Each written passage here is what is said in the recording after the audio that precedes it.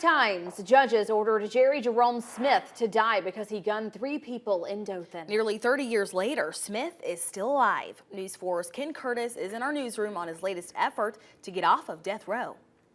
Jerome Smith was a drug dealer convicted of killing 3 people in 1996 because one of his victims owed money for crack cocaine that Smith sold him.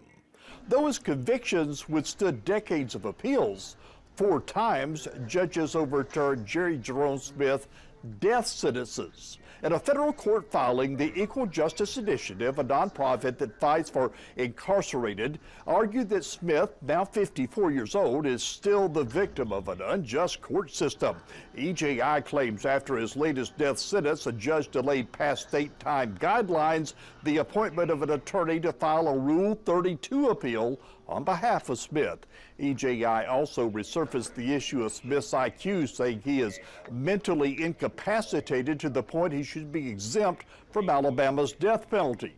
One appeals court also ruled that Smith received unfair treatment in Houston County Circuit Court because an all-white jury recommended he die for his crimes. Jerome Smith is black. Now, sources tell me that Smith offered a few years ago to drop his appeals in exchange for a life sentence without the chance of parole. However, that agreement never panned out. Ken Curtis, thank you so much for the update. And there is no word on when a federal judge will decide what's next in Jerome Smith's long-running criminal case.